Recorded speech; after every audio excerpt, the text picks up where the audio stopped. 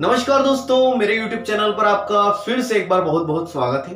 दोस्तों आज फिर मैं एक मॉरल स्टोरी आप सभी के लिए लेकर आया हूँ। दोस्तों ये कहानी है एक चील और एक मुर्गी की। एक बरगद के पेड़ पर चील ने अपने अंडे दिए हुए थे और उसी बरगद के नीचे मुर्गी भी अपने अंडे दे रही थी। चील के अंडे ऊपर थे और मुर्गी के अंडे नीचे थे। एक दिन चील का अंडा गिरकर मुर्गी के अंडों में जा गिरता है। कुछ दिनों बाद अंडे फूटते हैं तो मुर्गी के अंडे जो फूटते हैं वहां पर चूजे निकलते हैं, साथ में जो चील का अंडा गिरा था, जो चील का अंडा गिरता है वहां पर भी बच्चे का जन्म होता है और मुर्गी के बच्चों का भी जन्म होता है। ये दोनों बच्चे साथ साथ में ही बड़े होते हैं, साथ साथ में ही खेलते हैं, साथ साथ में ही कूदते हैं।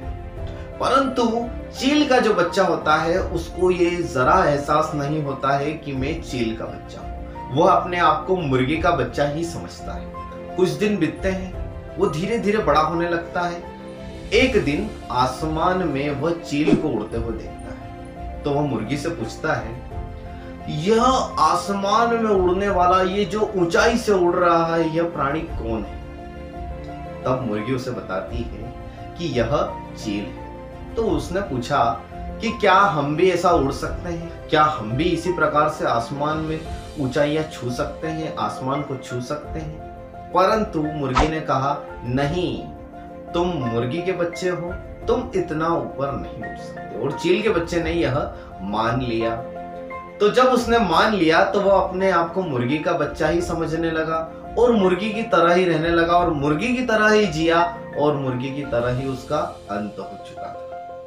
यानी कि दोस्तों इस कहानी से हमें सीख मिलती है कि हम जैसा सोच लेते हैं वैसा ही हम बन जाते हैं। यदि हम कोई काम करने जा रहे हैं, कोई लक्ष्य हमने बनाया है, तो उस लक्ष्य में कई लोग आपके लिए प्रतिरोध का काम करते हैं। वे आपको बीच में आकर बोलते हैं कि तू ये काम नहीं कर सकता, जबकि हम बखूबी जानते हैं कि हम ये काम कर सकते हैं। तो मित्रों, हमें जो है वो दूसरों की बातों पर इतना फोकस नहीं करना चाहिए। हम जो चाहते हैं वो हम कर सकते हैं।